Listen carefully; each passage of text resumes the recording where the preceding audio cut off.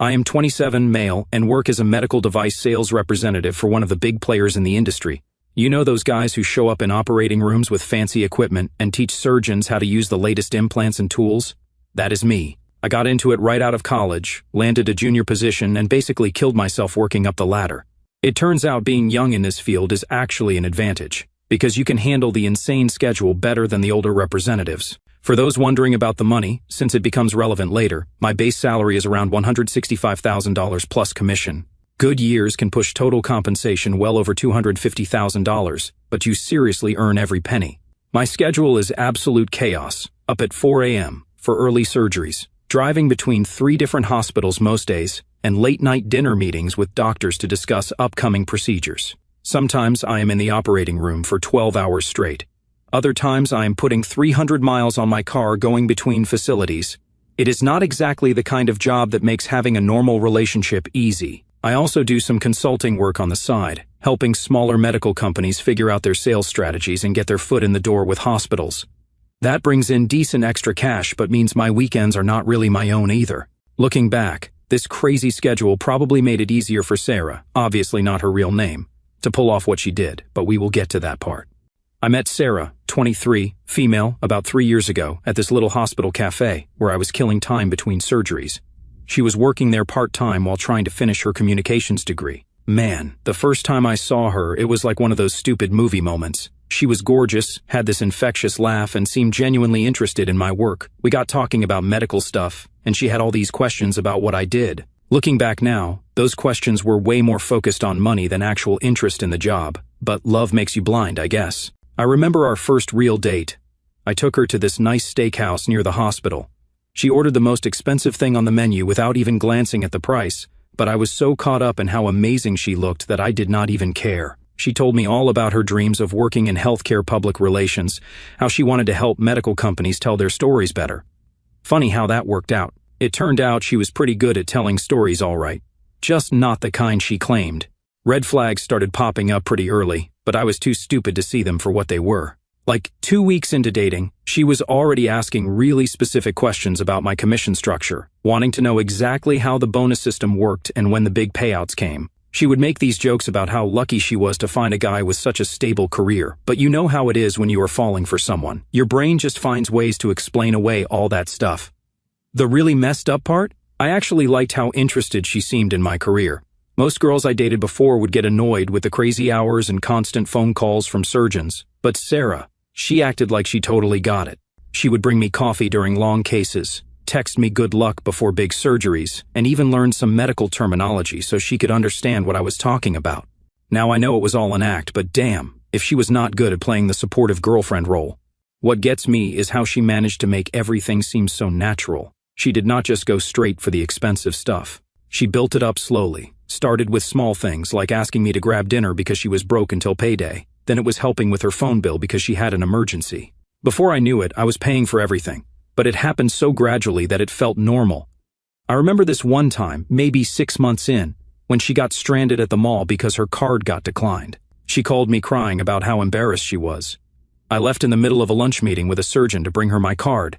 She acted so grateful, kept saying how lucky she was to have me, and even made this big show of trying to pay me back later with money she had borrowed from her mom. I found out later, looking back, that was probably a test, seeing how far I would go to help her out of a crisis. The thing that really kills me is how many people tried to warn me. My best friend straight up told me she seemed more interested in my wallet than me. My sister said something felt off about how quickly Sarah went from independent to totally relying on me financially. Even my mom made some comments about how Sarah never offered to help with anything that cost money, but I defended her every time like a complete idiot. I told them they did not understand her situation, how hard she was working on school, how much potential she had. God, writing all this out makes me feel like such a fool, but I guess that is why I am sharing it. Maybe someone else will recognize these patterns before they waste 3 years of their life like I did. So fast forward about 6 months into our relationship, Sarah's lease was coming up, and she started dropping hints about how much money she could save if we lived together. She made it sound so logical. We were spending most nights at each other's places anyway, and her apartment was basically just storing her stuff at this point. Plus, she argued, combining our incomes would let us get a really nice place downtown. Yeah, about that combining incomes part. We found this gorgeous apartment downtown, walking distance to some of my main hospital accounts, for $2,800 a month, which was steep. But Sarah convinced me it was worth it because I would save so much time not having to commute. The plan was she would pay utilities and groceries while I covered rent. It seemed fair at the time since I made more. Spoiler alert, that arrangement lasted exactly 2 months. First, it was little things. Her hours at the cafe kept getting cut. They had not, I found out later, she had requested fewer shifts. Then she was struggling to keep up with her car payments because textbooks cost so much this semester. Each time she had a money problem, she would get really anxious and start crying about how stressed she was trying to balance work and school. Stupid me, I would swoop in to fix everything. I still remember the day she quit her cafe job. She came home in tears, saying her manager was sexually harassing her. Another lie. It turns out she just stopped showing up and got fired. She was so upset, saying she could not focus on her studies with all this stress. I told her not to worry about it, that I would cover everything until she graduated. The smile she gave me, man, I should have seen it for what it was. She just landed her biggest score yet.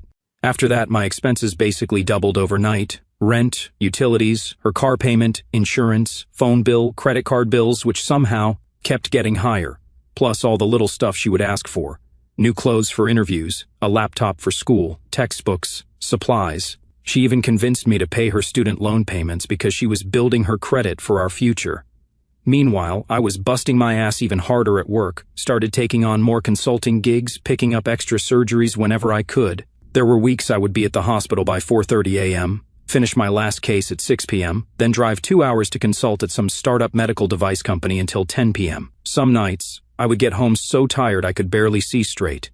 But Sarah, she was living her best life on my dime, always had the latest iPhone, designer bags, new clothes, started getting her nails done weekly, hair done monthly at this fancy salon downtown. When I mentioned the expenses piling up, she would get really quiet and sad, start talking about how maybe she was holding me back and how she understood if I wanted to find someone more successful.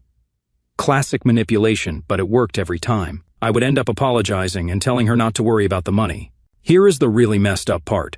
She got really good at timing her expensive requests with my big commission checks, like she had a sixth sense for when I was about to get paid. The day before a major bonus hit, suddenly her laptop would break, or she would have some urgent bill that needed paying. She knew exactly how much I made and when I made it. The worst thing was watching my savings disappear. I used to be pretty good with money, had a solid emergency fund, was investing regularly, the whole responsible adult thing. But supporting 2 people in an expensive city while trying to maintain the lifestyle she had gotten used to, that adds up fast. I found out later she was actually taking pictures of my credit card statements when they came in, tracking exactly how much I had available. Looking back, I cannot believe how blind I was. The signs were everywhere, like how she would get super interested in my work around commission time, asking detailed questions about which surgeons I was working with and how many cases I had scheduled, or how she always seemed to have some crisis that needed money right when I was too busy with work to really look into it. Now I'm ready to tell you about the day everything fell apart. It was a Tuesday. I remember because Tuesdays were usually my busiest days, typically with back-to-back surgeries scheduled at 3 different hospitals. But that day, something weird happened. My last 2 cases got canceled because the surgeon caught the flu. It was only 2 p.m., and for the first time in months, I had a free afternoon. I decided to surprise Sarah. She had been complaining that we never spent time together anymore. Rich, considering what I found out later.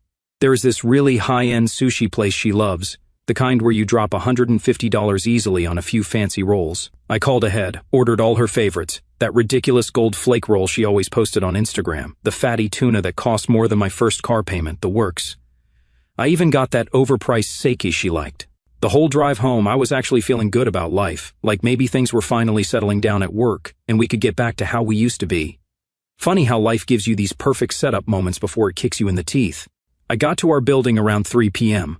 The first weird thing I noticed was that her study group car was not in the parking lot. Sarah always said her friend Amy drove her to these study sessions, but instead, I saw her best friend Jessica's car. Not a red flag on its own. They hung out sometimes, but something felt off. Walking up to our apartment on the 17th floor, the elevator was down for maintenance, because of course it was. I started hearing voices through the door. The door was cracked open slightly. Sarah always did this when she had friends over because our hallway got so hot. I was about to walk in when I heard my name. Mike has no clue, Sarah was saying, and then she laughed. Not her normal laugh. This was different, mean, mocking. He is so desperate to keep me happy he will pay for anything. Did I tell you guys about the new iPhone? He did not even question it when I said I needed it for school projects. I froze. The takeout bag suddenly felt like it weighed a ton in my hand. Through the crack in the door, I could see them sitting in our living room. Sarah, Jessica, and another girl I did not recognize. They were drinking wine, the expensive stuff I had bought for our anniversary girl. "You have got it made," Jessica was saying. "But are you not worried he will find out about Chris?" My stomach dropped. Chris, her ex, the abusive one she told me horror stories about, the one she claimed she had to get a restraining order against. Another lie, I later discovered. Sarah actually snorted. "Please, Mike is so busy working, he does not even notice I am gone half the time. He actually believes I am at study group 3 nights a week. Meanwhile, Chris and I are using his credit card to fund our dates." The other girl, I found out later it was Chris's sister, chimed in. "But what if Mike checks the credit card statements?" "He never does," Sarah said, sounding proud of herself. "He is too tired from all those surgeries. Plus, I always time the bigger purchases around when he gets his commission checks. He thinks I am so interested in his work." "Oh, honey, how many cases do you have this month? That big surgeon must be keeping you busy." Meanwhile, I am just calculating how much I can spend. They all laughed at that, at me, in my own apartment that I paid for. "Chris says I should keep Mike around until I finish school," Sarah continued. "He is like my personal ATM, and he is talking about proposing soon. Can you imagine? I could probably milk him for a huge wedding, then take half his stuff in the divorce." "But do you not feel bad?" the sister asked. "He seems nice." "Nice but boring," Sarah cut in. "Do you know what he did last week? Apologized for being too tired for sex after a 12-hour surgery. Pathetic. At least Chris knows how to have fun. And it is not like Mike does not get anything out of it. He gets to tell everyone he has a hot girlfriend. That is worth the price of admission, right? More laughter, more wine, more jokes at my expense." They went on for a while, Sarah telling them about all the ways she manipulated me, all the lies she told, all the time she had been with Chris while I was working extra hours to pay for her lifestyle. I stood there for what felt like hours but was probably only minutes. My hands were shaking so bad I almost dropped the food. Part of me wanted to burst in there, to scream, to throw them all out, but a colder, calmer part of my brain kicked in, the part that closes million-dollar deals and keeps surgeons happy. "Do not let them know you know," that part whispered. "Not yet. Get evidence, plan it out, make them pay." So, I did something that probably saved me a lot of headaches later. I pulled out my phone and recorded about 10 minutes of their conversation, got Sarah on video admitting to cheating, to lying, to using me for money. Then, as quietly as I could, I walked back down 17 floors, sitting in my car, surrounded by overpriced sushi I had bought for a woman who had been laughing at me for years. I started making plans. They wanted to play games with my money? Fine. Let us see how funny they think it is when the ATM shuts down. After sitting in my car for what felt like hours, I drove to a bar near the hospital where I knew none of Sarah's friends would show up. I started making a list on my phone of everything I needed to do. The medical device sales world teaches you to be methodical. When you are dealing with million-dollar contracts and surgeons' egos, you learn to plan everything down to the smallest detail. I decided to treat this like I would a major account. Gather intel, document everything, then execute perfectly. First stop was my bank. Thank God for Helen, this older lady who had been handling my account since I started my job. When I told her I needed to review every transaction from the past year because I suspected fraud, she did not even blink. We spent 3 hours going through statements, and holy cow, the pattern was so obvious once I was actually looking. Every time I had a big commission check coming in, there would be a spike in emergency expenses. New laptop, designer bags, spa days, all perfectly timed around my payday. Helen helped me document everything, then set up new accounts at a different bank. "Do not move your money yet," she advised. "Just be ready, smart lady." Next, I called my lawyer buddy, Dave. I met him at his office after hours and laid everything out. The recording from today, the bank statements, everything. He was actually impressed with how she had played me. She was building a paper trail, he explained, making it look like you had established a pattern of supporting her lifestyle. If you had married her, she could have made a case for maintaining that lifestyle during divorce. Dave helped me make a plan. First, we documented everything in my apartment that I had paid for, taking photos and collecting receipts, the designer bags, the jewelry, the electronics. It turned out I had spent over $40,000 just on gifts in the past year. He also advised me to start documenting every time she was supposedly at study group, tracking her location, saving any social media posts, everything. Remember that shared iPad she used for school? It turns out she never logged out of her messages or email. I am not proud of what I found, but she brought this on herself. There were hundreds of messages between her and Chris going back almost 2 years. Pictures of them together at hotels I paid for, restaurant receipts for my credit card. She had even been sending him money through Venmo, my money, naturally. But the real goldmine was her conversations with her friends. Screenshots of my bank statements that she had sent them, laughing about how much she could spend, messages planning how to ask for more money, going to tell him I need a new laptop for finals. The old one works fine, but whatever, lol. Detailed discussions about how to slowly push for marriage. Once I get the ring, it is game over. I will own half his stuff. The more I dug, the worse it got. I found messages to Chris about trying to get pregnant. Imagine how much child support I could get from him. He would have to pay for everything. Thank God I always insisted on protection. There were even messages making fun of my work schedule. This idiot is doing back-to-back surgeries while I'm at the beach with my real man. I did not sleep that whole week. Every night after she went to bed, I would go through more messages, take more screenshots, gather more evidence. During the day, I acted completely normal, went to work, did my cases, came home tired. She did not suspect a thing, even asked me to buy her a new MacBook because hers was acting weird. I did it, wanted to keep her thinking everything was fine. The hardest part was playing nice with Chris's sister, who started showing up at our apartment more often. She would sit there drinking my wine, eating food I paid for, knowing the whole time what was going on. Once, I heard her warning Sarah to be more careful. Mike is not stupid, he might catch on. Sarah just laughed and said, "Please, he is too busy making money to notice anything." I also started digging into Chris's background. Remember how Sarah told me he was some successful business owner? Yeah, that was a lie. He worked as a bartender at some dive bar and had a record, mostly petty theft and a DUI, but he did have one interesting connection. His probation officer was a guy I knew from the hospital. We were not close, but we would chat when I saw him around. I filed that information away for later. By the end of the week, I had everything I needed. Video recording of Sarah admitting to cheating and financial manipulation. Screenshots of hundreds of messages between her and Chris. Photos of them together at hotels and restaurants. Bank statements showing patterns of suspicious spending. Documentation of all the lies about her study groups. Evidence of her planning to trap me with marriage and pregnancy. Screenshots of her sharing my financial information with friends. And background information on Chris that would come in handy later. I saved everything in multiple places. Cloud storage, USB drives, even printed out hard copies that I kept in my office. Dave reviewed it all and confirmed I had more than enough to protect myself legally. But be smart, he warned. Do not confront her yet. Let her keep thinking she is winning.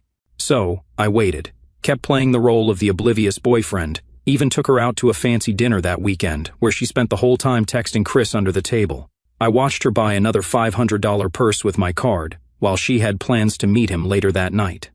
All the while, I was getting my pieces in place, preparing for the moment I would shut down the ATM for good. The weekend after I gathered all the evidence, Sarah told me she had another study group session planned, said she would be gone all day Saturday working on some big project.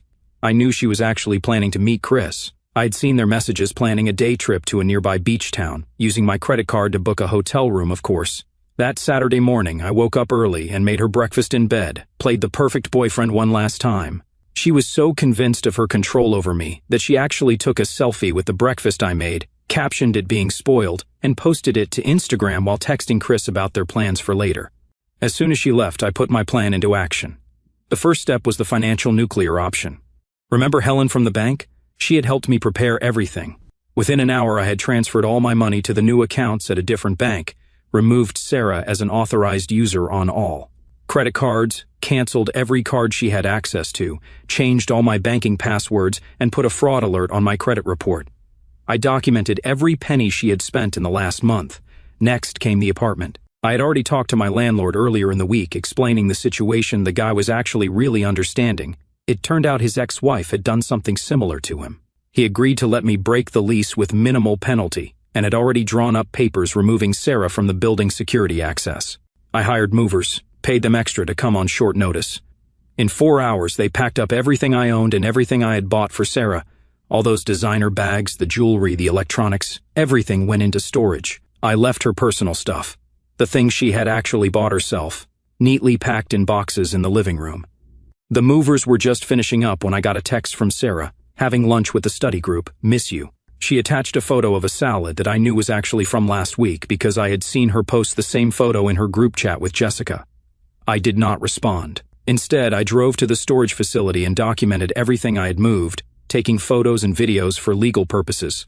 Dave had advised me to keep all her stuff safe and accessible. This way, she could not claim I had stolen or damaged anything.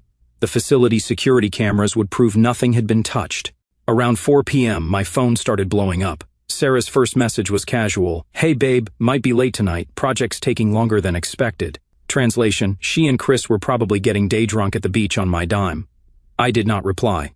Instead, I went to meet Dave at his office. We had prepared a stack of papers, documentation of all her spending, proof of the affair, evidence of her sharing my financial information, everything. We made copies and sent them to my work email, my personal email, and gave sets to both Dave and Helen for safekeeping. By 6 p.m., Sarah was getting nervous. More texts started coming in. "Babe, why are you not answering? Did you try to use the credit card? There must be some mistake. Mike, what is going on? Why cannot I get into my bank account? The cards are not working. Call me a sap." I watched the messages pile up while having dinner with Dave. He walked me through what to expect. She would probably cycle through panic, anger, attempts to manipulate, and finally desperation. The key, he said, is to not engage at all. You have all the power as long as you stay silent. Around 8 p.m., Sarah finally went home. I know the exact moment she walked into the apartment because my phone essentially exploded. At 8:14, "What the hell, Mike? 8:14, where is all your stuff?" 8:15, "Why are my things in boxes?" 8:15, "Call me right now." 8:16, "What the hell?" 15 missed calls, then came the voice messages. I listened to them later. Quite a performance. She went from screaming to crying to begging in the span of minutes. By 9 p.m., she was calling from different numbers, probably borrowing phones from neighbors. I blocked each one. She tried email, blocked. Instagram, blocked. Even LinkedIn, blocked. She sent Jessica to my office. Security had already been notified not to let her in. The final message I got before blocking her completely was particularly desperate. "Please, Mike, I can explain everything. I need my stuff. I have finals next week. I cannot lose the apartment. Please just talk to me. I love you. Whatever you think happened, it is not what you think." The morning after I moved everything out, Sarah went into full panic mode. I woke up to 47 missed calls and over 100 text messages from various numbers. She had apparently spent the night calling everyone we knew, trying to figure out what happened.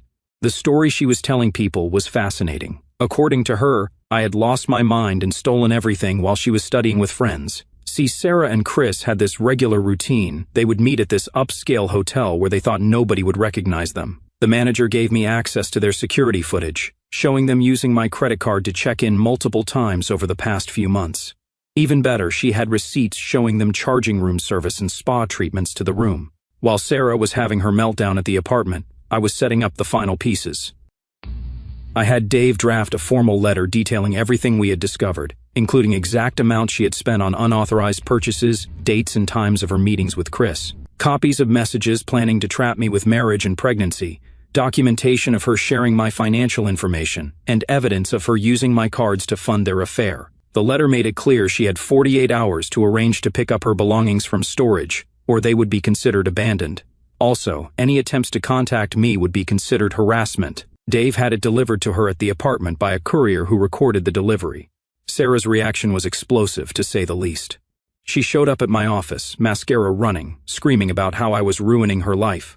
Security had to escort her out. She tried waiting in the parking lot. I just stayed inside until she left. She even went to my mom's house. Bad move. My mom had never liked her and took way too much pleasure in shutting the door in her face. But here is where it gets really good. Remember that probation officer I mentioned? It turns out Chris was not just on probation. He was on his last warning. The photos I had of him drinking and driving were a direct violation. His probation officer was especially interested in the credit card fraud angle. Within 48 hours, Chris was arrested for probation violation. Sarah found out about Chris's arrest while she was in the middle of trying to salvage her semester. She had missed 2 finals because she was too busy having a meltdown about losing access to my money. Her professors were not exactly sympathetic when she tried to explain that she could not take the tests because her boyfriend had caught her cheating and cut her off financially. The domino effect was beautiful to watch. No access to credit cards meant no way to pay for anything. No apartment, she was not on the lease, meant she had to move. Missed finals meant failing grades. Failed classes meant academic probation. No money for next semester's tuition. Chris in jail meant no backup plan. She tried everything to get back in contact with me. Some highlights: she had her mom call my mom, got shut down hard, sent a handwritten letter to my office, returned unopened, created. New social media accounts to message me, blocked, got mutual friends to try to mediate. I showed them the evidence, and they backed off. She even tried to file a police report, claiming I had stolen her things. That backfired when I showed them the documentation. The best part? Those friends who used to drink my wine and laugh at me behind my back, they disappeared real quick when they realized Sarah could not fund those fancy brunches anymore. Jessica, who had been her main enabler, blocked her number after Sarah tried to crash on her couch and borrow money for the 5th time. Meanwhile, Chris was having his own problems. During his probation violation hearing, evidence of the credit card fraud came up. His probation got revoked, and he was looking at serious jail time. His sister, remember her from the wine drinking session, tried to contact me to explain things. I sent her the video of her laughing along while Sarah talked about manipulating me. She did not message again. But my favorite moment came about 2 weeks after everything went down. Sarah's dad called me. I actually answered because I was curious what she had told her family. It turns out she had been lying to them too, told them she had a job, was paying her own way through school, all that.